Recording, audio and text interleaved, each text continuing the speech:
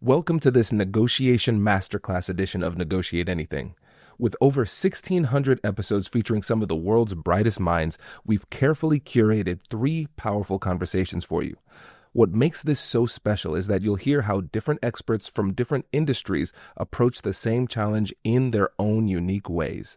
Our goal is to give you multiple perspectives so you can build your own unique style. Success doesn't look the same for everyone, and in this masterclass, you will see exactly why. Let's dive in. Amreen, thanks for joining us today. Thank you, Kwame, for inviting me to your show. Really appreciate it. Yeah, it's my pleasure. So how about you get us started by telling us a little bit about yourself and what you do? Absolutely. My name is Amri Rahman. I'm a mechanical engineer by profession. And over the last decade, I have worked in many industries. I started my career in mining. I worked in the oil sands of Alberta. Then I worked in gas utility, gas distribution, and then I made the pivot into telecommunications. So whenever somebody asks me about career advice, I say, if you're ready for a mosaic or a puzzle, then that's what you're going to get with me, because I have transitioned many times across multiple industries as an engineer, but also as a people leader later on in my career. And I've always noticed that BIPOC women or Black, Indigenous, and women of color were fairly rare in STEM and also in the workplace overall, and even less and less visibility as we move on or progress into the first level leadership and beyond that. So it really made me think about the challenges faced by visible minority women in the Canadian workplace. And I became really passionate to promote diversity and inclusion, but also excellence, BIPOC excellence within the workplace. And so I started my podcast to interview guests, women who have already had stellar careers and reached peak career success, vice presidents, CEOs from Fortune 500 companies all the way to non-for-profit organizations as well, to talk about their career success and what were some of the barriers and challenges they have overcome to reach that success. That's my journey. That's my mission, really, to advance and promote Black, Indigenous, and women of color in STEM and in leadership. This is fantastic, and your work is very important. And when we were chatting beforehand, you told a story about a family that you ran into in the store. And I want you to share that story because it shows the importance of the work that you do. And then we'll move into the episode. Certainly. So when I was doing my podcast, I didn't really broadcast it too much to my employer. I was mostly just promoting on LinkedIn and Instagram and getting tremendously positive responses. Not just, surprisingly, not just from women of color, but even men, because some of the issues we talk about, such as, workplace bullying or, advancement, these are universal concepts. And anybody can listen in and learn from the challenges that, women are having, but also there's takeaways for men as well. So I have received a lot of great response, but never really within my organization because I didn't really like to talk about it. But then they found out, and because I used to work at a telecommunication organization, they had to have a community programming TV channel, by regulation, like the Canadian, like RTRC. Any major telecom organization needs to have community programming as part of their social outreach. So they decided, hey, why don't we just put you on TV? You do this podcast. We might as well do it in video format, kind of like what we're doing right now, Kwame, and broadcast it. So, of course, I said, yes, what a great opportunity to just reach my own community and beyond. And I did that. And, it was every time I did a podcast show, it was running on that channel. And one day I was just doing grocery shopping here in my city, and I met a mom and her young daughter. They came up to me, and the mother just, chit chats. She asked, I think I may have seen you on TV. And I live in a fairly white majority community, so I think my face is quite recognizable for most people. And I said, yes, well, yeah, I do have a show. And she said, yes, you were talking about women advancing in the workplace. We're talking about how we can study, have a STEM education and, contribute towards the Canadian economy, and how diversity is so important in enabling that. And I said, yeah, that's, I'm really glad that you watched my show. Thank you so much. for the time that you took to do that. And she said she's there from Somalia. And the mom says, we came to Canada 10 years ago. And if I understand that for me, it's too late to go back to school or do anything to my career. I'm just happy with my job. It puts food on the table and I'm satisfied with my life. But, I made my 9-year-old daughter watch the show because I feel that she can truly have a future here. This is a new opportunity for her. And having that role model is so important. If she could see that there's women who look, who are like her, immigrants, first generation immigrants, women of color, if they are talking about these ideas, talking about promotions, getting into management, getting into the C-suite, this is good for her because it shows what's possible for us too.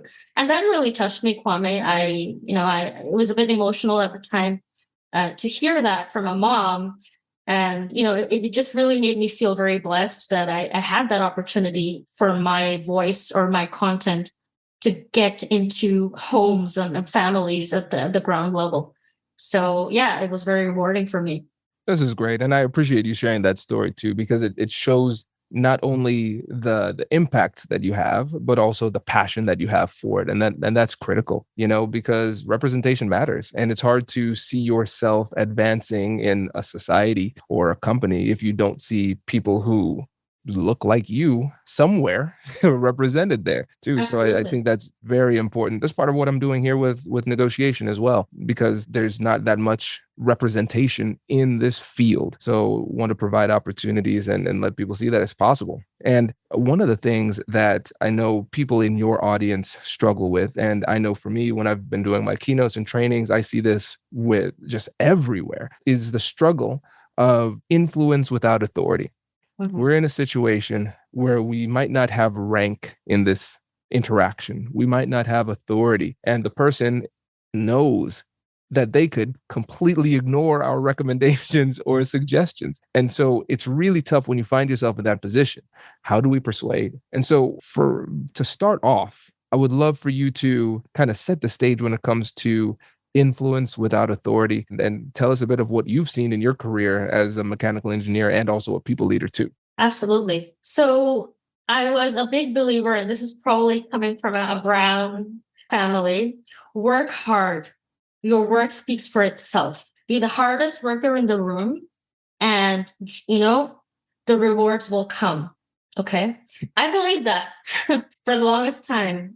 And I thought if I do a good job and then I'm presenting my idea to someone, they're just going to see how highly, how high value I am already, and they're going to listen to me, right?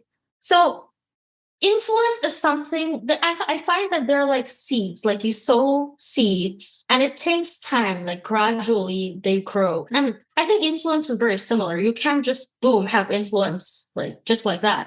It's building credibility through your work, definitely through your actions, but also through how you communicate, how you present yourself, how do you set and address and demonstrate your vision. That is so important. And what I found in my own career as a woman of color, influence is hard to come by because oftentimes you don't even have that network. Your network is your network. We all know that, right?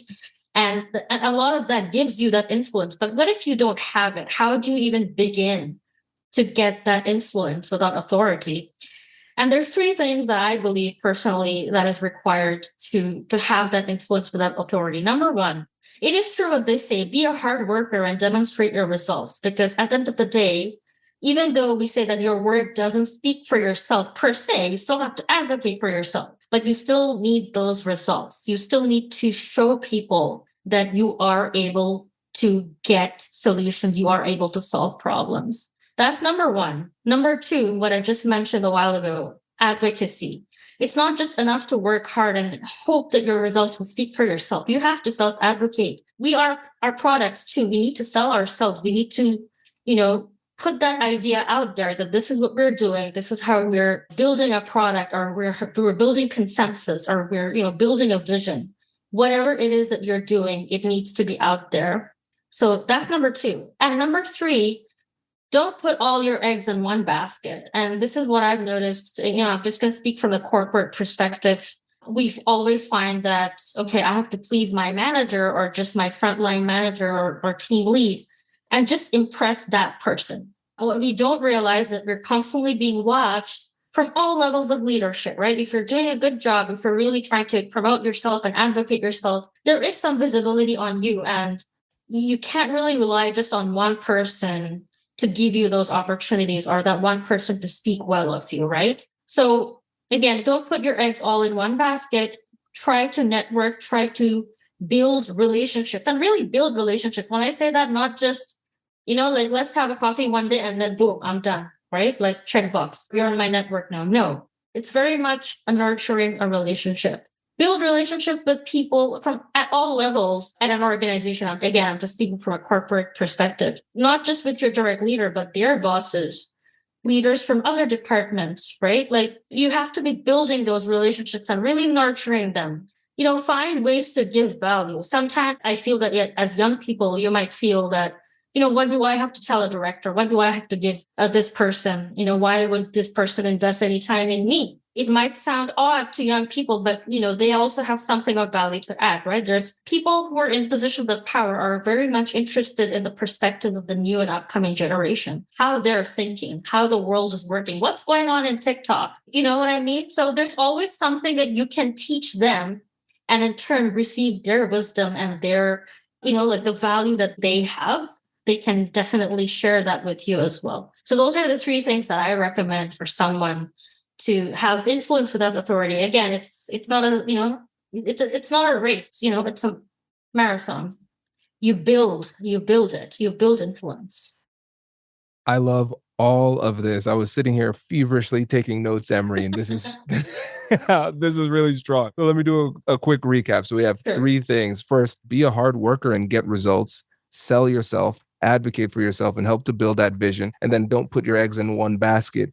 Just recognize that other people are watching. You have multiple stakeholders, and there's usually multiple ways to achieve victory. And it's not always through just one singular person. So building relationships, not just with the person who we might be reporting to, but also people in their vicinity, in their orbit. That's important. And then I'll put this as an added bonus. Find ways to give value. This is really, really strong because I think, first of all, you might not know this, but I'm a child of immigrants too. And so I got that whole hard work, hard work. Well, what else should I do, mom and dad? Well, you should try working harder, Kwame. I got that Right. part. I got that. It's universal. I'm telling you, it doesn't matter where from the world you are. Seriously. Yeah. And so, but I think we often miss that point. I was talking to one of my mentees the other day, and he was saying, "Hey, I want to be persuasive in this organization. How do I advocate for positive change in my organization?" And I said, "Hey, man, listen, your heart is in the right place, but the best way for you to be persuasive is to get your work done. Be exceptional, because a lot of times what ends up happening is that people get so focused on creating positive change in their organization that they lose sight of the fact that they have another job to do. And you're not going to be persuasive with an organization if people are questioning your value. It's, hey, sounds like you're just here stirring up stuff and not getting your work done. So why would I ever listen to you?" So that foundation of getting results is so critical, but often overlooked. And then recognizing that you have to build this vision and sell yourself too. A lot of times we like to think to ourselves, "Oh, yeah, I have the facts, I have the data and everything. That should be enough. It's obvious." And then a lot of times we get surprised that the facts don't work.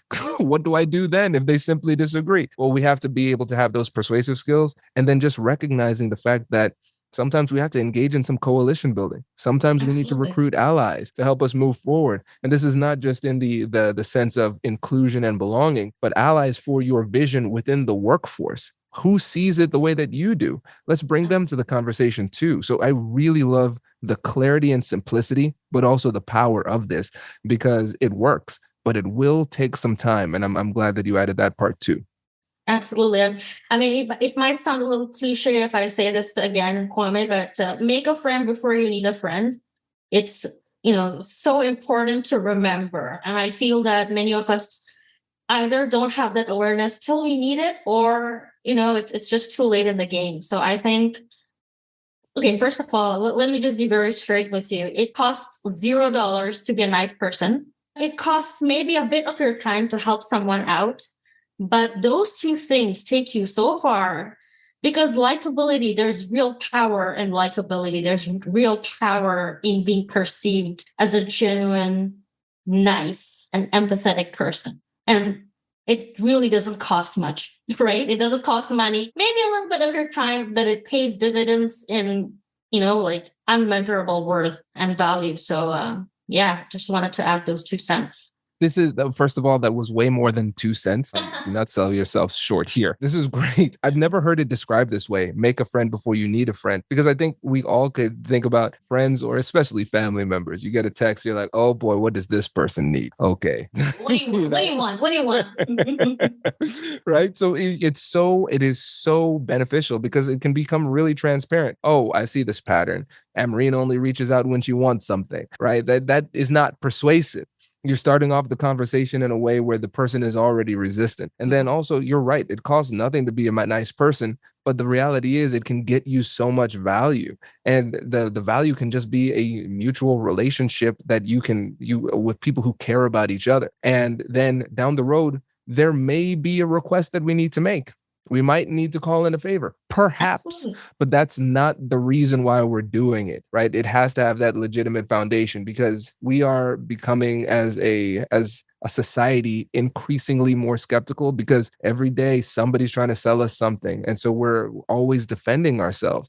And so there's a lot of value in having a relationship with somebody where you can feel safe.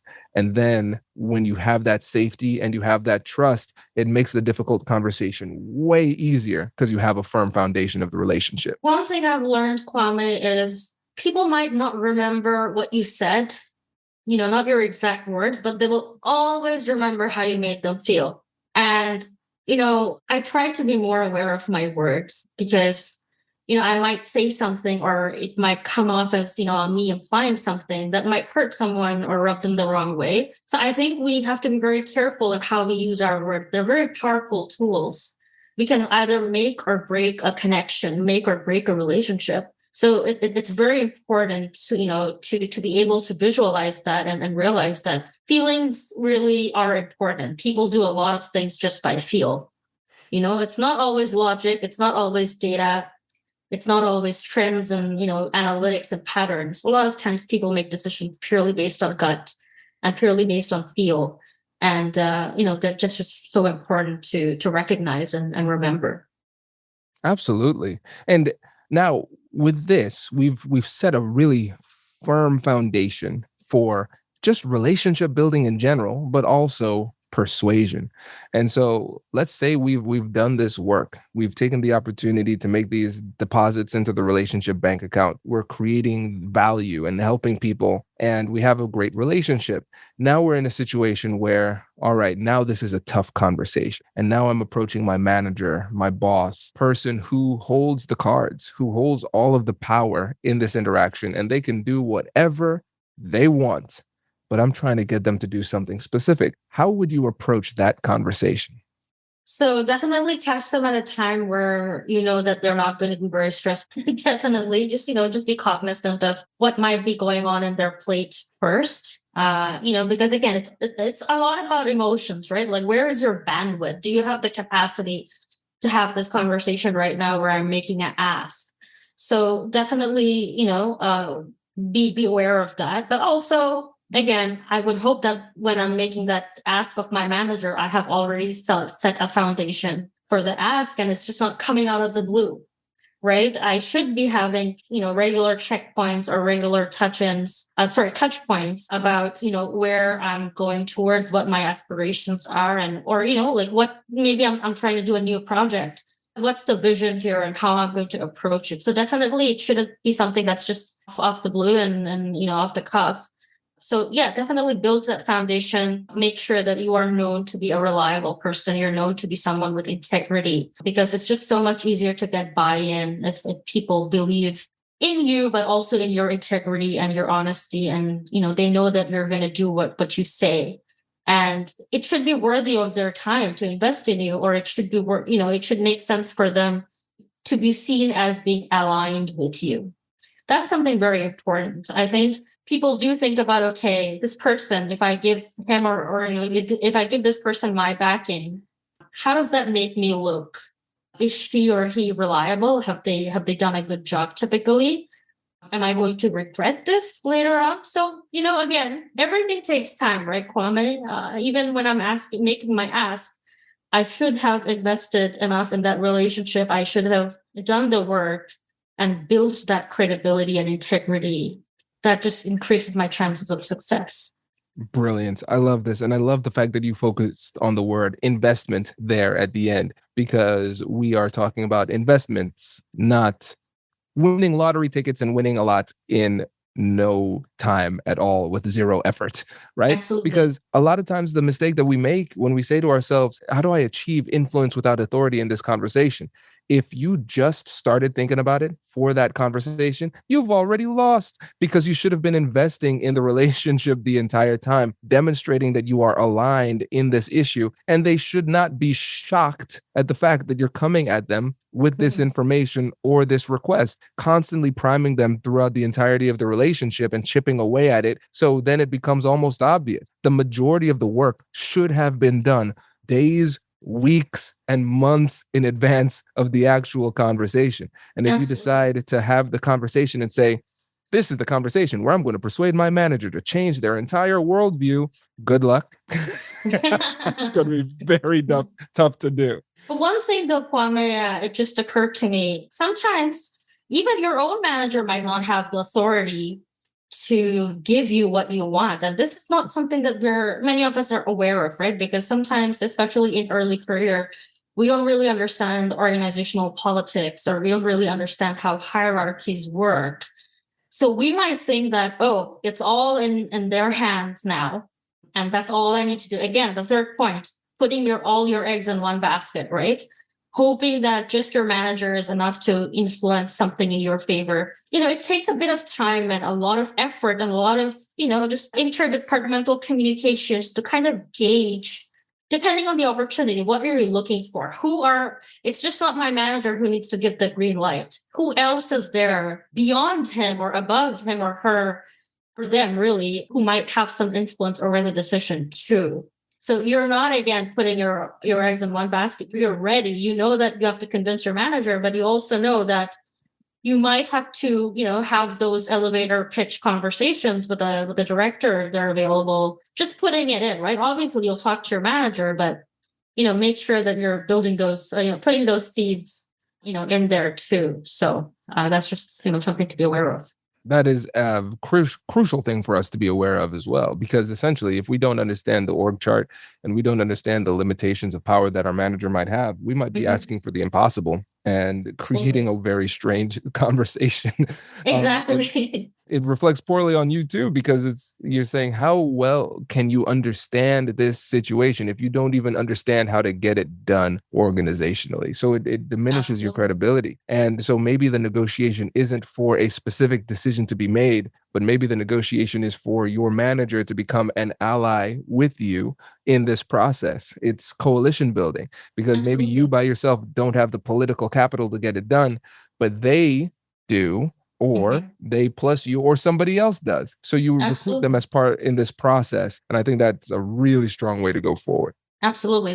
There's usually more than one decision maker. We might not see it because a lot of conversations are happening behind closed doors and, water cooler chats. We don't really see it, but they're happening. And, the more the more effectively we know who those stakeholders are and who are those, people with the authority, our chances of success just increase, right? So love this. This is really good. And one more question, Amreen, for the audience, because I know a lot of people are asking, what is the name of your podcast and how can they get in touch with you? Thank you so much for giving me a chance to just shamelessly plug in myself. But my podcast is called Count Me Too. I just chose that name because a lot of times Black, Indigenous women of color feel that they're invisible. We can be hyper visible because, we might be minorities. We might be the one and only. Like there's been several times where I was not just the only woman, but the only person of color, the only immigrant in an engineering team. It has happened, right? So there I'm hyper visible, but kind of invisible when it comes to really getting advancement and progression, right? So that's where the, representation matters, as you said. You can't be it till you see it. It's very powerful.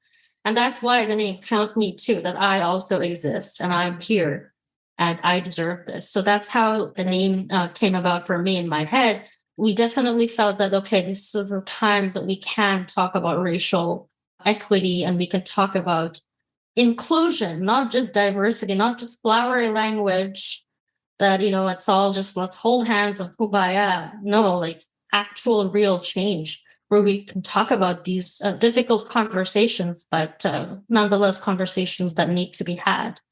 So that's where my podcast came, with the focus on the experiences and the very real challenges of Black, Indigenous, other women of color, and not just in Canada, but really I have guests from North America. It's for really anyone who wants to learn about our experiences, learn about some of the challenges that we face, being invisible when it matters, but being very visible otherwise. So that was my vision, and that's where my podcast started. And if you'd like to hear it, it streams across all channels where you get your podcast: Apple, iTunes, Spotify, Anchor. Well, Anchor has been bought by Spotify now. But yeah, if you just Google Count Me Too, you can listen to it on any platforms where it's streaming.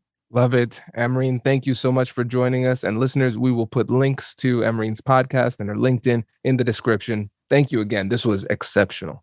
Thank you, Kwame. I really appreciate this. Thanks.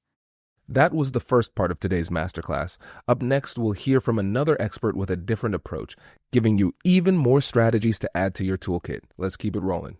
All right, Jade, thanks for joining us. Hey, thanks for having me, Kwame. I appreciate it. Yeah, man, it's great having you. And it is great to have you in person. Listeners, it's been probably like 2 or 3 years since I've actually done a podcast in person. So this is crazy. It's really cool. So Jade, how about you get it started by telling us a little bit about yourself and what you do? Well, thanks. First, I can say I've known you from way back when. So I think we'll start with that. But a long way from Ohio State, and so I'm proud to see what you're doing, and seeing where you and your family have came in that time. So I knew it then. I'm glad to see it now. Appreciate that. So Jay Davis, I'm Vice President of External Affairs at the Port of Cleveland, and I oversee our government affairs, communications, marketing, energy projects, offshore wind, ESG projects at the Port of Cleveland, and then also our philanthropic giving. And so that ranges from everything from, small micro grants and things like that to, 6-figure grants that we give to organizations and communities around the Cleveland area that are working to improve quality of life. Prior to the port, I worked in K Street in D.C. And for those who aren't familiar with public policy and government, I was a lobbyist in the electric utilities industry. And then also prior to that, I during my time where I worked in the same atmosphere as Kwame at the Ohio State House and Public Utilities Commission when we were both younger, and I had much more hair. And so I have been at the nexus of public policy, business, and politics for my entire career. And, just recently finished at Harvard Business School. And I'm an alum there now and focus a little bit more on my leadership and organizational development aspect of my business school journey. And I feel that it rounded out my career preparation for this point as I go into this, sort of halftime of the career right now. Yeah, no, this is great. This is great. And so listeners, you can see why I want to have Jade on the podcast. Just an incredible depth of experience too. And one thing that you didn't mention, I want to make sure you get a shout out too for the public affairs company that you and your wife have as well, because that entrepreneurial background will inform the way that you negotiate as well. Yeah. Both of us have families with some deep entrepreneurial roots. And we started Thornton Buckeye Group. It's my wife's company. And literally we started in Washington, D.C. when we were living there 2014 as a way in order to help some of our friends with developing their political strategies, and some were running for office, some working at companies in which they were tasked with finding out more information. and it has now morphed into right now it's the largest African American female owned public affairs firm in Ohio, based in Cleveland, clients all over the country. And, I've seen my wife do a lot of this more full time than me, but I serve as a senior advisor and help out, especially a lot of energy and political campaign strategy, things like that we may help with some clients. And she focuses a lot more on the coaching, the policy strategy, everything from helping clients do engagements with DEI to helping clients doing engagements with getting white papers and developing public policy, managing, lobbyists at the state, federal, local level, and all those kind of things. So it's a full service public affairs firm, and we're proud of it. This is great. This is great. So I think we have set the stage for your life. And really what we're going to do is we're going to use your professional career as a case study for different negotiation and persuasion endeavors. And so the focus of this episode is going to be on how to get to yes, essentially how to persuade as a leader. And so when you think about your approach to leading and managing and moving people from one position to another position with your communication style, what would you say is your ultimate goal in every conversation? I would say, depending on what the what role I play within this negotiation, it is to get to yes, especially if I am managing up and I'm talking to my CEO and we're trying to figure out what to do. He may have a different opinion, or he or she may have a different opinion. And I am trying to figure out, how do I maintain my role, autonomy, and all those kind of things while still making sure that I'm delivering what's needed. And that's just more of as you get a little bit older and get into your career, you start realizing that ego counts a lot less and causes more issues than actual doing and execution and all those kind of things. And so staying focused on that is critical. When I'm managing laterally or to subordinates, it's making sure that they're experiencing me as a leader, as a colleague, in a way that leaves them feeling heard, transparent in what is needed, that they have direction that is actual direction and not just task mastering, that they feel whole from the interaction, and that I could be vulnerable enough to convey what it is that I really need to get done, what the vision really is for this task, and being vulnerable enough to receive things and be able to pivot if needed. Sometimes you're just wrong. and that's just the key, and that's just something that I've seen for a lot of people that could be the hardest part of their professional journey, of just being told, like, well, you're not the brightest, you're not the smartest, you don't know everything about all these intricate things. You're great, but just like Jordan won with Pippen and Grant and Rodman and all these other people. Like, that's still my GOAT. But I don't know if our GOAT gets 6 rings without having these other great compliments and around him of people who are great in their own right. And I'll tell you, just being in leadership and things like that, a lot of this for me was forged.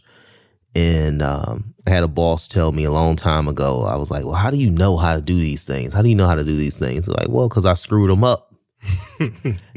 And when dealing and working throughout, my early career, learning to lead by being willing to be a teammate first and foremost, really helped me become to take the next step in my leadership journey, and what I had to realize too, in my own right, like, it was good, it was great, it was I had traversed pretty well by my mid 30s and had hit all the markers, as far as titles, pay, autonomy, all these kind of things. And I found myself thinking like, okay, what's next? And if I can't see what's next, why? And I remember my wife sat me down and was like, well, maybe you're not ready for it. And, you married the right person when they can just be brutally honest to you. And shout out to Crystal Davis, my wife, 10 years now, and next month in August. So, but we had this conversation, and I remember sitting there like, okay, babe, I got you. All right, I got you. But I'm still thinking like, no, I'm great. I'm good at what I do. I'm good at what I do. I'm sitting there thinking this. And she told me, a few months later, we're having the same conversation. She's like, well, until you realize that what got you here isn't going to get you to the next level. And I'm like, what did you say? Like, well, what got you here was good. Like, it was great.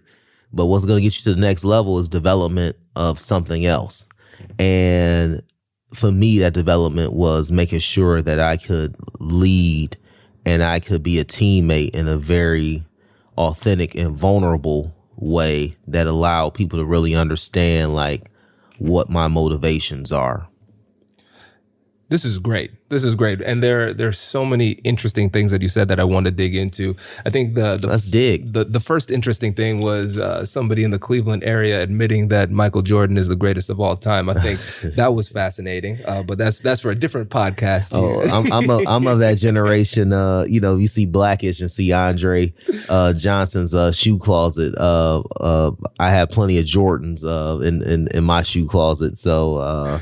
And I think a lot of guys, whether we were diehard Cavs fans or not, growing up, we all wanted those Jordans and wanted the jerseys and all those kind of things.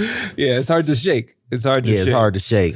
But I think one of the interesting things that I loved about this was you talking about the conversation with Crystal, your wife, because one of the things you mentioned before was managing egos. When you're managing up, when you're talking to the CEO of your company, you have to manage that ego. But in that conversation, she had to manage your ego, and it took time too, because she planted the seed in a conversation, and then a few months later, she revisited that conversation and challenged you again.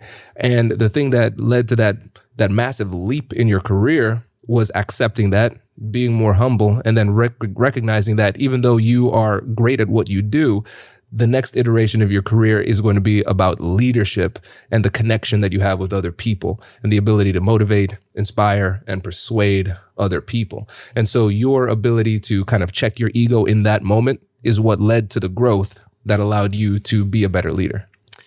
You captured it even better than what I just said it. To be honest with you, I think what happens oftentimes in a lot of organizations, a lot of families and things like that, throughout the early part of your career, you're very much like the folks that really progress quickly are the doers, are the executors, are the people who get. Like I had a couple areas where I was a subject matter expert and I was able to go and do it, and I was consistent. Reliable in those things, and it allowed me to get other opportunities and to progress. Okay. That's very different from executive leadership, to where you're not doing as much as you are facilitating information to, whether it be your board or whether it be investors or whether it be other colleagues and the various trade groups and things like that. And you're facilitating that kind of communication to them internally and externally within your folks, and you're managing processes. You're sitting down every day, probably a couple times a day, dealing with, okay, what is this division doing? Are we hitting our KPIs there? What is that division doing? Are we hitting our KPIs there? Why or why not? What can we continue to do better? These are questions you're asking now. And you still have doers who are going to be future leaders, who are going to be sitting in that seat someday, who are executing those things and getting those and hitting those KPIs, or trying to figure out why they're not, and adjusting and things like that. What we sometimes fail to do is that when I had got into leadership position, I was coming out of a doer mind frame. And so I'm leading as a doer, and I'm leading people who are also doers. And I'm saying, okay, let's get this done. Like, we got to, like, hell or high water. Let's get this done. Let's get these things done. This is how we got to work. This is how we got to do it. And it's like, well, I'm not quite sure. I'm not quite clear on that vision. I'm not quite clear on these things. I'm not quite clear on that. And a lot of organizations, and individuals, and me included, had a hard time, for about a year and a half or so of my career, thinking like, well, am I good at this? Am I right at this? Am I leading us to the right place at the port? And it was when I realized, with the help of Crystal, that, well, your role is different. It's still about getting to the goal, but your role in getting to that goal is very different now. And those things, are the things that really help organizations take that next leap or maintain being a well-oiled machine. And that's why, small organizations don't struggle with it as much, because you can see it. When you get larger and larger, it becomes harder and harder to spot, because, success is great. Everybody wants to be a part of it. But it's just like I tell kids all the time, like, you can look at LeBron James and like, I want to be LeBron, I want to be LeBron. But are you willing to shoot those 2,000 jump shots a day when you're 14, 15? Are you willing to put in all that kind of work, even now that you don't see, just to get to that 48 minutes on the court? Those kind of things is sometimes those are things that are missed, that are critical. So even you can have very talented people, very, very good product that never quite reaches its full potential because of, the disconnect between these stages of leadership and the stages and how that changes. Yeah. Just like my CEO has a very different role than I do as well. And if you would go and just plot me or one of my other, colleagues in the VP level into that seat, if we don't realize that, probably gonna be in that seat long. But everyone else suffers as well within the organization. Absolutely. And I've heard it described as the leadership lid. Like, a team cannot, or it's very difficult to outperform the quality of the leader. And so your team will grow and advance as you, as the leader, grow and advance.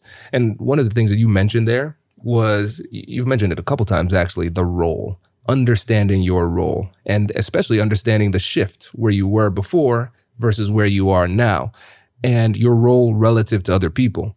Because even though you're going to be authentic through all of your conversations, your approach is going to change based on who it is that you're talking to. What's your role? What's their role? What's the interaction of the role? Yeah. So how do you maintain your authenticity in these conversations, even though you might adjust your strategy based on who it is you're talking to? One of the main things about maintaining authenticity is just having a real curiosity about who people are, how they got there, where is it that they want to go. So it's not a single person that's going to be on a team that I lead that I'm not going to try to find out, like, what is your goal? What do you want to do? How did you get to here? And those things will tell you a lot. And I remember, and I do that because very early in my career, I appreciated people that did that, because it allowed me to ask questions and get feedback about things I didn't even know to ask about. And it allowed me very simple things like when I first started working at the State House, I thought I was going to be involved in more like just purely urban affairs issues. And when I started talking to folks that were in the caucus and doing policy work, they were like, well, what is it what's your background and things like that? Have you thought about energy and tech and, sort of forward looking things like that could really help deal with some of those urban issues in which which I was thinking about, which jobs and availability and quality of life and all these kind of things. And it allowed me to think like, oh, I can affect those things maybe from a place where I'm more interested in and from a broader perspective by pivoting to that. And it ended up providing me with a career path that has been great for me and has been joyful for me. It's because I had a clear, dedicated interest in trade and shipping and energy and utilities and all these kind of things that I work with on a daily basis now. And so the one thing I'm trying to do is make sure that if I'm talking with folks on my team, where is it that you've been? Where is it that you want to go? And with that, you can understand where people, you just ask simple questions. It's just asking the question sometimes, like, where do you feel you could be best utilized? What's the thing that gives you the best joy? And some of that is whether it's a consultant or that's external or that's working with you or internal employee. Sometimes you can develop your best talent within the organization and other places right under you by saying, hey, okay, if you really want to go to law school, I really want you to sit down with our legal counsel and begin to map out what that looks like. And when we're doing policy papers, I really want you to focus in on, where do you think we may have issues at in regulation or in legal and things like that, and then be that liaison. And you gain loyalty, you gain respect, but you also gain a sort of ease of working within the organization and where people are okay now to admit like, okay, you know what? I may have not delivered on that. I may have been wrong. This is good. So let's go back to early in your career when you were utilizing that curiosity yourself, because what you're finding, and you correct me if I'm wrong on this, Jade, you're finding that even though you had a very clear perspective on what your value add would be, focusing on urban affairs, when you started to have those conversations with other people, you started to realize that you could still fulfill your life's goal, your mission, and all of those things while still being interested in the trades, in energy, and those types of things, right? And so you were able to make a minor tweak, but still it was in alignment with your overall goal, right? To be honest with you, early on in career, it's not even early on career, throughout life, you only know what you know. You only know what you've been exposed to. Yeah. You only know what is relative to your experience.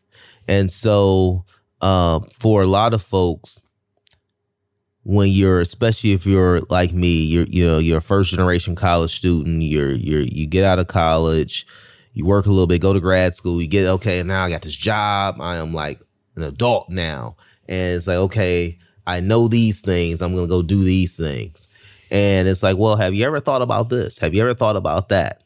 And part of it's because I had leaders who were willing to have those conversations with me. And I was able to produce very good work and have very good relationships that I still have now. But the key is I didn't even know that's what I needed until it was given to me. And I don't know if my experience would have been as fruitful for me or the organization or them if they weren't those kind of leaders. And so I admit that being as fortunate of having that. But what I try to do is make sure, people feel fortunate for having the opportunity to engage with me on that level. Now, again, I'm not saying that I'm the good leadership guru and I'm not you, Kwame. I'm not going to write a book about it. I don't see myself at that level yet. But what I do see is that I know that firsthand, being able to provide people space to grow is just critical. Yeah. It's critical. And that's where, You see it now in job markets where people don't feel like they have a space to grow. And I hear some folks like, well, people don't want to work hard. They don't want to do this. They don't want to do that. Well, everything has to adapt. And you can't adapt until you're actually sitting down and figuring out, what are you adapting to? And that's something that I'm trying to make sure I continue to do, whether it's entrepreneurially, whether it's professionally, within our organization. Yeah. No, this is good. This is good because it kind of goes back to what you said about vulnerability too. Because for everybody in the conversation, there's a benefit to vulnerability. Because if you're vulnerable, now you're feeling safe enough and trust the other person enough to actually share forthrightly the information that people need to solve problems. And so it takes a strong relationship with the people on your team for them to be vulnerable enough to share that information with you, especially if you're their leader. But oftentimes we as leaders have to set the stage by being vulnerable. Like you said, admitting sometimes when we're wrong and sharing our goals and our vision very clearly so they can see where they fit into it. And then also with the example that you gave about the person who wants to go to law school, for example, you're saying, okay, see, I was thinking about putting you in this direction, but that doesn't serve you and your ultimate goal. You can still help us and our and our organization by doing this, which helps you because it helps you to gain those legal skills that you'll need when you go to law school. And it helps us because we need researchers to do this research, right? Yeah. And so you're getting to yes, like we talked about, but you're open and willing to be flexible and work collaboratively with the people on your team through these difficult conversations. And it starts with that vulnerability. Yeah, and it's one thing that I wish I would have developed very early on in the career. Heck, even in college, of just having to be in a vulnerability, go back to the early aughts, I show up to college, FUBU shirt, fake Cuban link chain on, all that kind of stuff, hey, and people can laugh about it, but I know if we go pull out those college IDs from the early 2000s, it'll be the same thing for many of you folks. But I didn't think there was a space and a place for that, for just, asking these questions. I'm at the school. I'm with people from all around the world. I'm on a football team playing with guys from all over the country. And very few times my first 2-3 years, I just sit down and ask people like, so, what is your family do? What are you looking to do? Like, why are you majoring in this? Or why are you majoring in that? And so one thing that I'm talking with my nieces and nephews about, I always have, is like, hey, continue to network, but don't just network just to get to know folks, like get to know who they are, and all those kind of things. And I think that that is something you have to sort of learn, because I'm not quite sure that it's something you may have to unlearn, of not connecting with people, because I'm not quite sure that's something that's being taught. It's not going to be taught in school to connect with people on that kind of level. And for a lot of families, us included as parents, you're trying to make sure your kids are very set on being the best versions of them. And, connecting with other folks on a deeper level is very much like not a top tier issue when you're raising them. And so that's something I think that the connection piece is just critical. And I'm not saying, sit down and tell folks, your darkest, deepest secrets or nothing like that. What I am saying is that being open to having a conversation about the person that wants to pivot to law school, being open to a conversation, the person's like, this is just not, I see myself in your position one day. How do I get there? And don't take it as a threat, but take it as, okay, this is an opportunity to develop the next wave of leadership. And I'm a firm believer that the more people you develop and the more people that you help along the way, it can be very, very beneficial to you in your journey as well. The more allies you have, because that person may not take your position at your organization, but they may go take a similar position at another organization, which then you can partner up with, or you can leave and go to, and have all these kind of things, all kind of different aspects of that. And so I think it's just keeping the connection and being open to the connections. Yeah, no, that makes a lot of sense. And being open, it's much easier said than done. And like you said, much. You have to unlearn that previous, I would say a lot of times it's self-preservation, because we see the risk of sharing. I heard one of my previous podcast guests, Austin Hill, he described trust and vulnerability really interestingly. He said, when you're being vulnerable with somebody, you are giving them the keys to your own destruction and hoping they don't destroy you. Mm-hmm. And I mean, like when you think about that level of gravity, that's pretty significant, you know? And like you said, you're not always sharing your deepest, darkest secrets, but you do recognize like, hey, if I open myself up, there is some kind of danger if they take it the wrong way. But you have to take those small incremental risks. And I think about them almost like relationship tests. Yeah. Can I trust you with this? Oh, you passed the test. I can trust you with a little bit more. And then as you keep on doing that, you deepen the relationship. And then those difficult conversations that we talk about all the time on the podcast become a whole lot easier because people are sharing information and genuinely working together to try to solve the problem and make things better. Yeah. And I think, and when you talk about vulnerability, I mean, some of it is just, it's just being honest with folks. Like, I don't have the answers here. I don't know. This is sort of outside of my previous experience.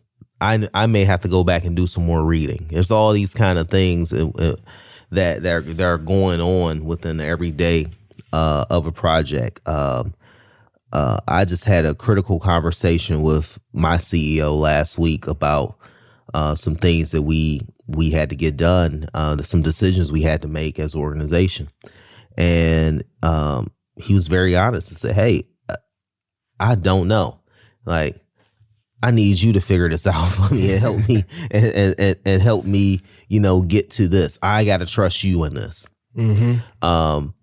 And those are kind of things. You're right. Yeah. It's giving them the keys and things like that. But we've been working together now for 6 years. And I'm quite sure it would have been 6 months if he felt that he could not come to me and have that kind of conversation and get an answer that is going to be fact-based, that is going to be rooted in truth and, fit within the goals of the organization, the greater organization. Those are all things that I think are necessary, though, because you just can't do it alone. As good as we think we are, you just can't do it alone. And I don't want to take NBA analogies to, real life, but oftentimes you look at all these like championship dynasties and things like that. I'm not the LBJ hater that some folks are. I think LeBron James is going to go down at the end of the day as one of the, greatest all time. He's a top 5 player, no doubt, hands down. All time. But people say, well, he needed so much help. And I'm looking around like, go through all these dynasties, go back to the 40s and 50s, like Hall of Famers galore on all these teams that won 3, 4, 5, 6 titles. These weren't just, these weren't YMCA guys that were out there with 1 star. This is not how it works. And so if you have a great organization, a great product, all these kind of things, there's probably a lot of stars. There's probably a lot of people that could be CEO. A lot of people. There's a lot of people that can be VP. There's probably a lot of people that can be a senior director, manager, all the way down to greeting at the front door.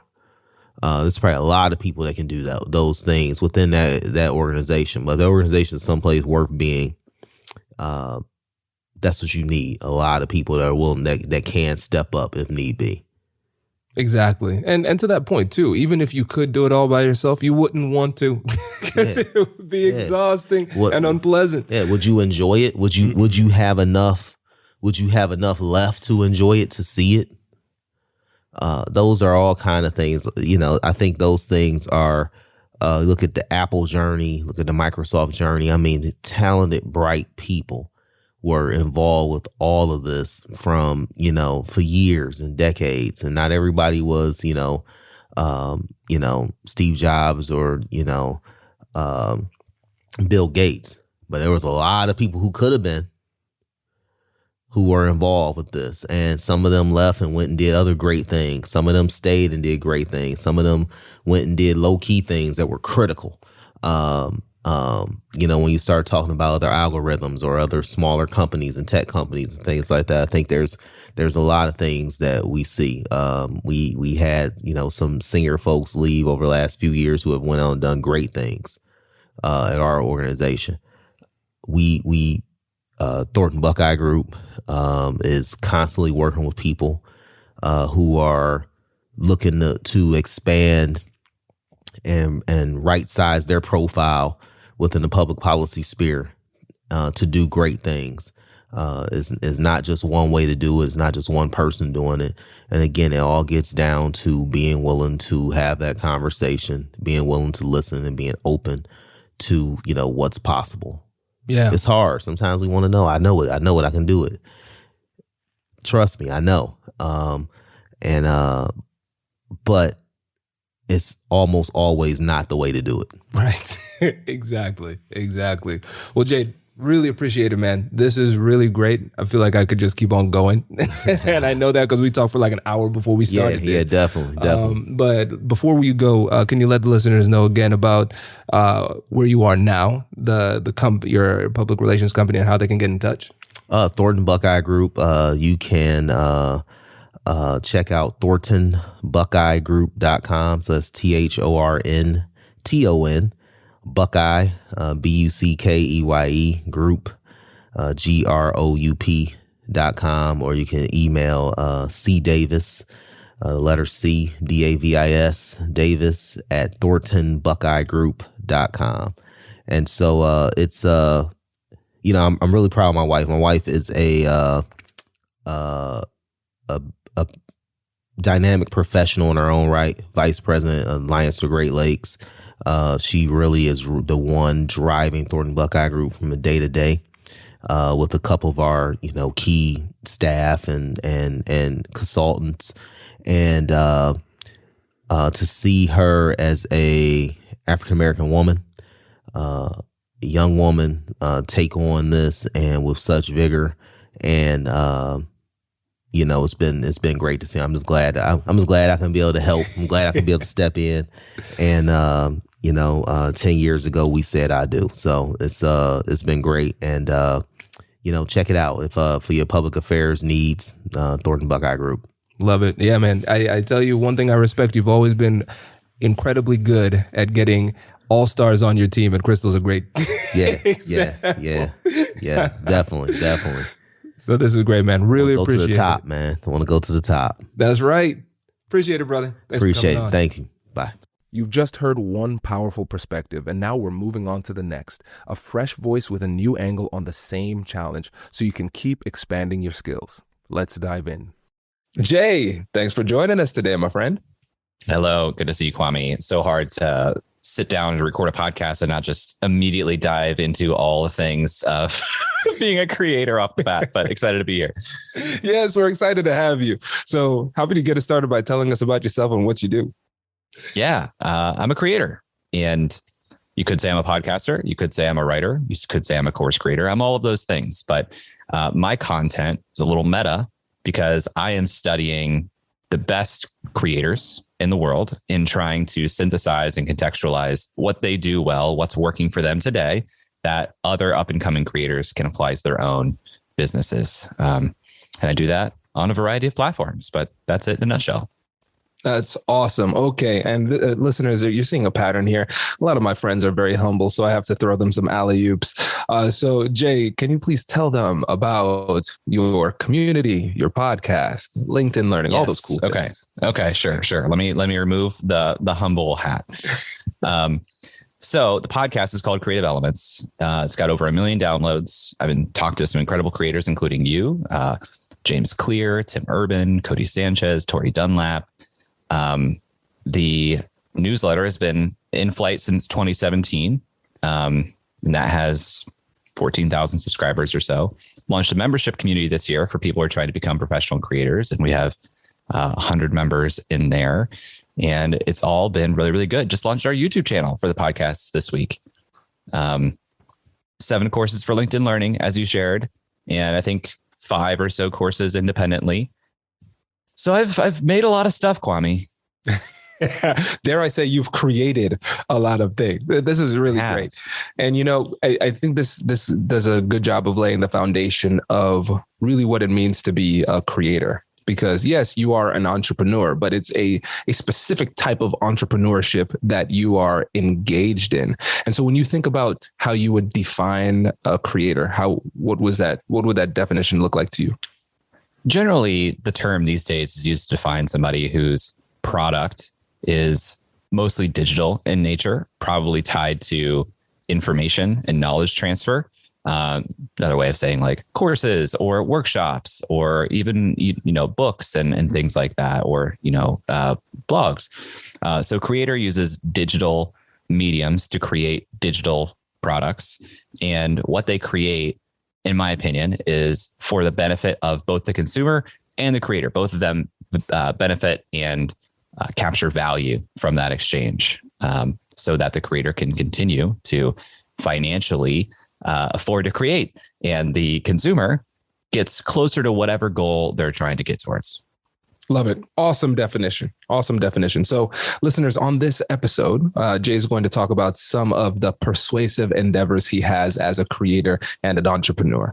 And so we're going to talk about some of the difficult conversations he has to have, some of the cool negotiations with different brands and sponsors he has, how he persuades people to follow him and trust him as he builds his ever-growing tribe. And then hopefully we still have time. And this is something I want to explore because I know I've had these before, difficult conversations with your significant other around the business, because those are always fascinating, but they're critical. They are critical and often overlooked. So I'm really excited to get some of the gems of wisdom you have that you've gleaned on this journey.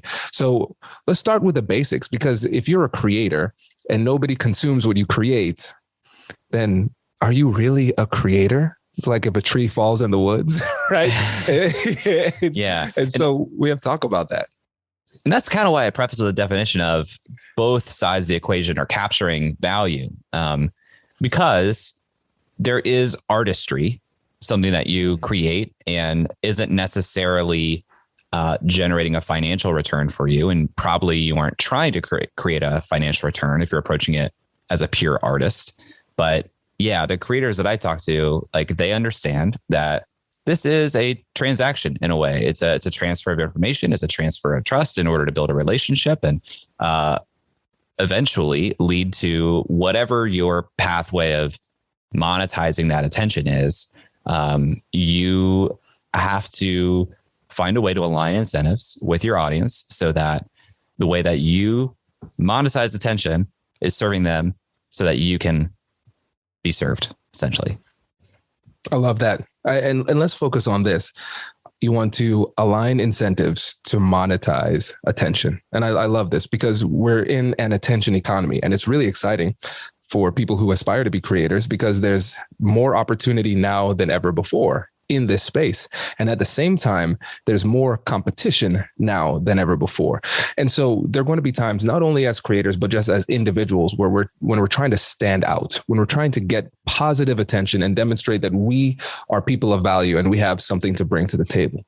And so when you think about how you're able to persuade an audience and build trust with an audience, what does that process look like for you? It looks like communicating with that audience on a one-to-one level many, many times over, and doing that for a period of time. When you are a creator, you are building one-to-one relationships with people who are consuming your content. I don't love the word consume, but we don't have a better word. So we're going to use that to understand the same concepts here. But you're building a one-to-one relationship. When somebody receives an email from you, they aren't receiving that email alongside a bunch of other people in their inbox. It's a very personal thing. You're in their inbox or you're in their feed. They are receiving that message from you directly one-to-one. And the relationship you create by doing that is what eventually allows you to build a career and a profession out of being a creator. You have to come through in those one-to-one moments and deliver value and create trust. And make that person interested in continuing to hear from you, because it's very easy to stop hearing from anybody that we don't want to hear from, whether you block them, you mute them, you report their emails as spam, whatever you want to do. People have control over the messages they receive. And you want to be one of those chosen messages. And that comes from a one-to-one connection, and creators are doing that at scale. This is really great. And I think a lot of people might find this shocking, right? Because of what you said at the end, at scale, right? So from the outside looking in, it looks like the creator is talking to a massive audience, and they are. But I think what you've done very skillfully is demonstrated one of your differentiators, why you were one of the few that was able to break through the noise. And it's because you don't think about it as though you're talking to the masses, even though you are. You think about it as though you're talking one-to-one. So how do you do that? This is hard advice to give, because until you've gotten a bunch of practice, it doesn't really make sense. But it actually comes from trying less, I think. Because it's an unnatural thing to create some message, some digital artifact that is going to be consumed by multiple people, and do that in a way that feels personal. But the way you do it is just by imagining that you're talking to a friend, or writing to a friend, or recording something for a friend, because we feel that connection that comes through.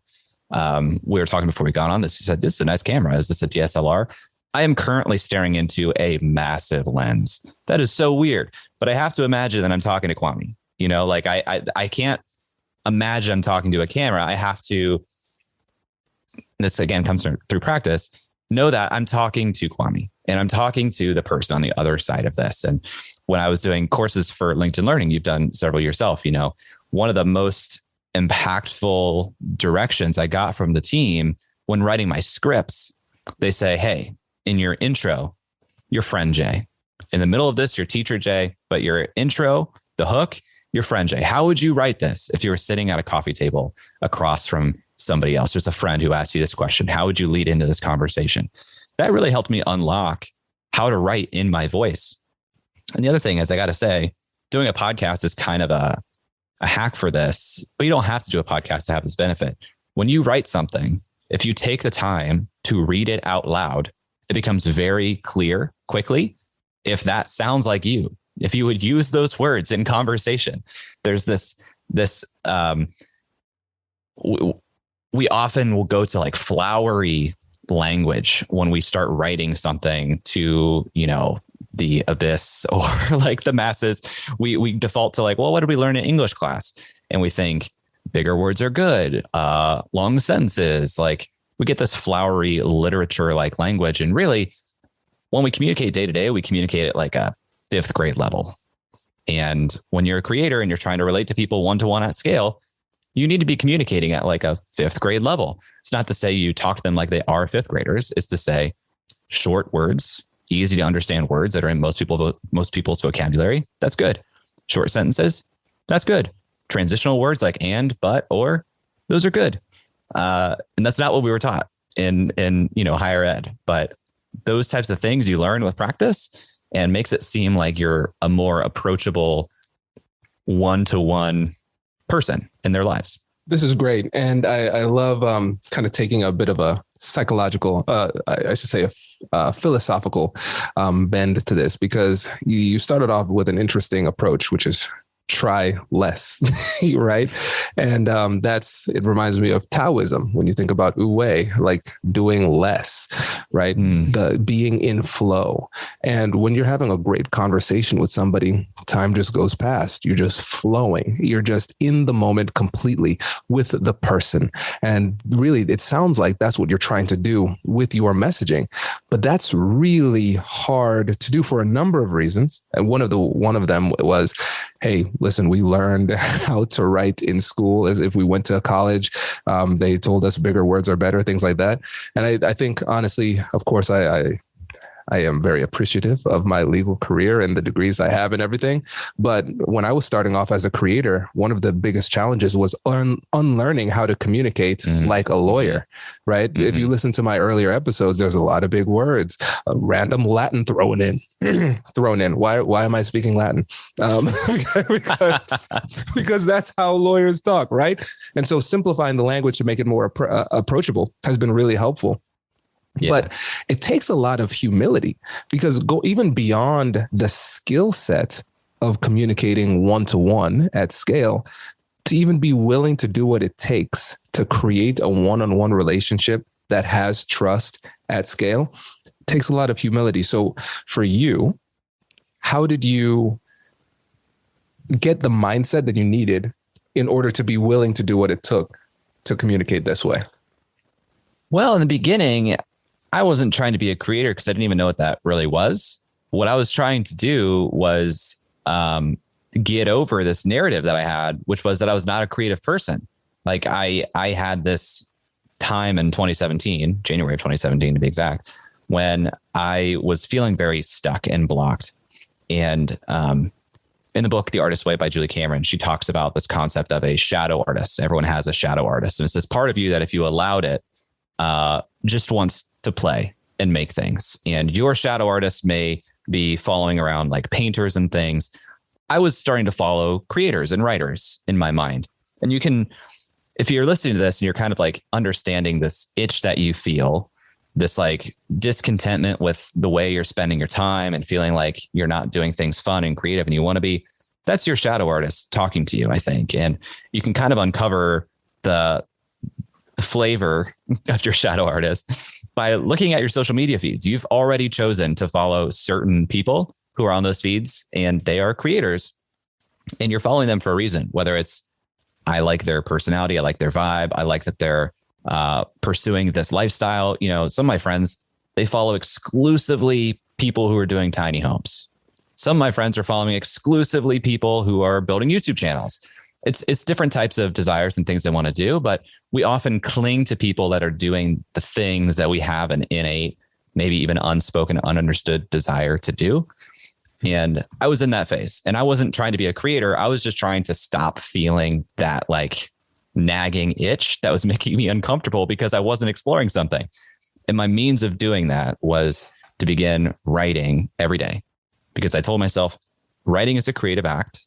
If I can prove to myself that I can write something every day, that's proving to myself that I am creative and I can be creative. And that's just how it started. And I only wrote publicly as a form of accountability. And then the people that were following along kind of demanded more of my writing. So I kept doing it. And then more people started subscribing. And then I started to get more intentional about it because I saw the business model, frankly, and the opportunity of what being a digital content creator could be. This is a great opportunity for us to transition to, because we're seeing your origin story where you had this creative nature inside of you. You wanted to find an outlet for it. And then you started doing it publicly. And then you started to find your audience in that way. And so now you've gotten to that point where you're starting to build that following. And now we are going to enter a phase where a lot of creators struggle. And that's transitioning into monetization strategy. And so now we already have a lunch date on the books to talk business nerd stuff, right? So business strategy, that's something typically outside the bounds of this podcast. But let's just hypothetically, let's assume some of the most difficult things. Let's assume you have a product that is valuable, okay? And let's assume that you have a solid business strategy behind you. Okay, you still have to make that transition where people trust you enough to part with their hard-earned money. And so as you were making that transition, how did you communicate that value so they felt comfortable paying you what you were worth for the value you can provide? Well, look, there are a couple ways that you can build a business in this world. There's audience first, and then sell something to them after you've kind of collected people who are excited to hear from you. Or there's create a product and then go try to collect a group of people who would be a good fit for that product. A lot of people do that latter path, that's a lot harder because you're already starting all of those relationships with an agenda, frankly, because you're like, I have this product and frankly, I'm trying to get in front of you because I want to sell it. A lot of creators that I know, myself included, we started creating because we like to create. And then the thing that we sold came later as a function of, well, what are the people that are following along? What do they need? What do they want? And so it's a lot easier in that world because you've already spent some time building up trust and goodwill, frankly, with these people. And if you did your due diligence, the thing that you made or are making is something they're going to want because you probably sourced that idea and that problem from the people you're already writing to. So that's an alignment of incentives, where it's like you don't have to push something on somebody who wants it. The example is like somebody in the desert. How much would they pay for a bottle of water? They might. Let's also assume that the person in the desert has money, and they're like, hey, I would happily pay some amount of money for this bottle of water because my need is so high and I trust that this is going to solve that need. Me giving away some of the cash in my wallet is a worthwhile trade. In fact, that's why I made it to begin with. If you have that type of dynamic with your audience, that's really good. There's a lot of horror stories or like bad blood with the idea of sales. Because I think when we're kids, we're only introduced to the idea of sales and the experience of sales when it's so remarkably bad that we have to talk about it, But like we're constantly buying things. People are constantly selling things to us. And we don't say, man, I am so glad that McDonald's sold me that hamburger today. Yeah, that was a good sale. Like we don't talk about the things, whatever it is that we bought, that we were happy to buy, that we were satisfied with our purchase and would do again. We don't think of that as sales. We just think of that as part of our day-to-day existence. And the reason that we have money and make money to begin with, because we have things that we want and that gets us those things that we want. You want to be the salesman that is selling things that don't even feel like you're selling things. It's just like the obvious, clear next step or the thing that people want and they're happy to trade money for. It doesn't feel like they're being sold to. Yeah. And this is good because you brought up something that's really important, which is the reluctance to make the request. And so this is something that we see all the time in our work too. So you put yourself in a good position and then essentially you kind of flirt with the idea of working together and hope that they say, Jay, I choose you. Right. And so at some point you have to make the request. You have to be comfortable enough making that request. And I know in your incredibly robust membership platform that you've created, I'm sure there are people who have struggled with that, making the request. Yeah. And so for those people out there who are struggling with asking for what they want, what advice do you have for them? Man, this is such a good topic of conversation. There's so much we could explore here. We have like infinite choice for just about anything that we want. And I think for the average person, that makes us afraid to pull the trigger on making a decision at all because we're afraid we're going to make the wrong decision. So we often will just postpone making any decision until there is like a hard driver forcing us to make a decision almost, or like some sort of inflection point that's really inviting us to yes or no, because we will postpone almost indefinitely if given the opportunity. So if you don't make the ask, people aren't going to make any move at all. Like they need some sort of deadline. They need some sort of forcing function to make a decision. And when we're making decisions, we want to be confident that we're making the right decisions. Before I was a creator, I was a freelancer, and I still do some consulting from time to time.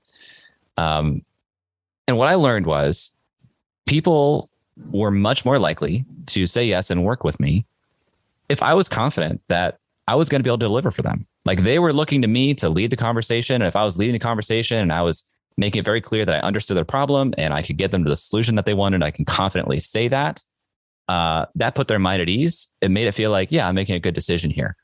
But a lot of people will put the ball in the court of the decision maker, and they're just going to take that ball and run circles around the court and trying to avoid you. Like they just don't want to make a decision. So you have to make the ask to force things. And the last thing I'll say is, when you walk into a Starbucks coffee, you're also asked to make a decision, but they have on their board, here's what's available, here's the price for it. I don't know why we don't think about that more as service providers. And if not, like the actual presentation of that, the experience of that. Because the more that somebody says, hey, this is what I want, and you can repeat back and say, it sounds like you want this. Is that true? And they say yes. And you say, here's the price. And you say that just matter of factly. This is business. This is not personal. You want this. I can provide it. Here's the price for that. It feels less like there's less panic to say, are they trying to screw me over? Am I getting the best deal possible? Do I have to negotiate out of this? When you know your value and you know the price for this thing, and especially once you start getting some precedent of other people paying that price, the more you remove any personal feelings from it and just say, this is what the price is, the more quickly, in my experience, people say yes or no. And it's usually yes. And if it's no, it's a quick no. And even the no's are usually like the start of something like, can you?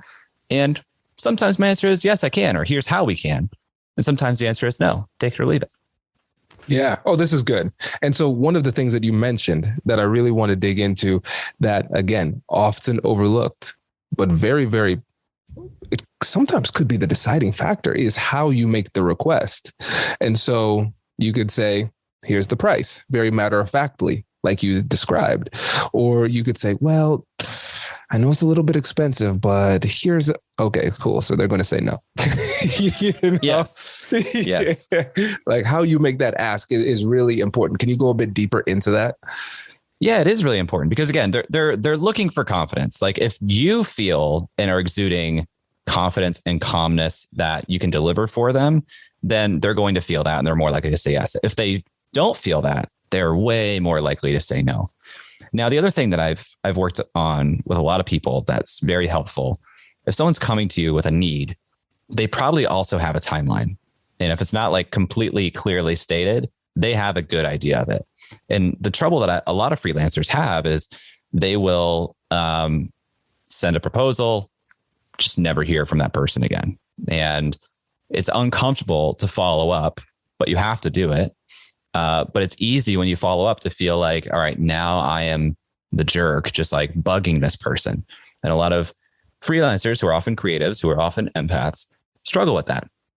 So the important thing that I tell them is when you're talking to this person and you're getting a sense of their needs and what they're trying to achieve and why they might buy something from you or hire you, you need to understand their timeline. You need to say, okay, sounds like you want this. When do you want that to be done or delivered to you? Get some sort of tangible date so that when they say that, you can say, okay, I can totally deliver that for you.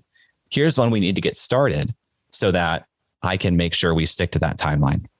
And now when you follow up, all of your follow-up can be in the interests of that person to say, hey, haven't heard from you. You mentioned that you wanted to have this done by date. We can still do that, but I need to get started by this earlier date. So let me know if you would like to move forward because I need to know by this date for us to hit your original timeline. It's not pestering. It's saying, I heard you. I know what I can deliver and I know I can deliver it on your timeline. But for that to be true, ball's in your court and you need to make a decision. And that's the way that I think you can really make the ask and get a response. Yeah, I love this. And Jay, one of the things that you mentioned was your confidence and the fact that people can sense that. And really what I'm realizing is that it could be helpful to think about it in this way. Yes, we're going to be selling our products or services, or just day to day, we're going to be selling our ideas, trying to get buy-in. But we're not just selling products or services or ideas, we're also selling confidence. So we're selling the confidence they have in ourselves. So if I'm making a request, They need to see me as a confident person. So for instance, if I'm trying to get a negotiation training from the American Negotiation Institute and Kwame doesn't seem to be very confident in his negotiation skills or his curriculum, I'm not going to sell very many, Jay. That's not going to be very successful. But then, you have to be able to deliver with confidence, but not cross the line into arrogance. And right. In your opinion, what is that distinction between confidence and arrogance? You don't want to make the client feel like a dummy. And when you're arrogant, you're putting on this air of like contempt, which is to say, I am here and you are slightly below me here. And I can't believe that you don't see this. This is so obvious. When you create this invisible hierarchy with whoever the person is that you're talking to, that is going from confident to arrogant. You've removed this level playing field. Here we can collaborate and partner together on this and try to turn it into this better than you need me type of thing, which people are going to naturally both dislike and probably rebel against. Yep. Well said. And I when you think about the concept of reciprocity, I give you something, you give me something in return. You feel a little bit of psychological debt to repay that, whatever it happens to be, right? The opposite, in my opinion, of reciprocity is vengeance, right? Oh, you Yes. gave me something bad. I'm going to give you something bad in return. And really, when we put ourselves in a position where we're coming off as arrogant, we're putting ourselves as higher than other people, then we get that negative reciprocity called revenge. Oh, you think you're better than me. Now in this interaction, in order to reclaim my self-respect, I'm going to take it from you and show that we are equals, or in fact, I'm better than you. And now we have what could be described as an ego measuring competition where the conversation spirals out of control. So I think it's really important to understand that distinction. And very importantly, we have to be humble enough to receive that feedback from other people, because we might be coming off as arrogant and not realizing that. So being humble enough to receive that and make adjustments is really important too. I'll also say, in any of these conversations, I try to say as little as required, because it's not about me. It's about this person. You know what they want? They want to take their money as an input, put it in your pocket, and have the outcome magically appear. Now, that won't happen exactly like magic, but it should feel as close to magic as possible. And you're going to have no problem getting clients, because they don't want to pay you a bunch of money and then also have to do a bunch of work and have all this communication and all this back and forth that's unpleasant. They're probably going to have to communicate with you throughout this entire transaction. So if you're coming across as arrogant, that sounds like a horrible time. They don't want to do that. It doesn't sound magic at all. If you are very pleasant and you're making this about them and what they're trying to achieve, and for them, the input is, here's some money, here's the straightest line we can do, the minimum inputs that I need from you to get this done in the fastest amount of time and achieve the result that you want. That's the type of transaction people want to enter into and are excited to enter into. I love this. Jay. There is so much for us to talk about. And I think, this just means we have to have you back on, my friend. So there's what a pleasant accident there too. So we have a lot more to talk about. But before you go, remind the listeners again about your podcast, your courses, and how they can get in touch. Yeah.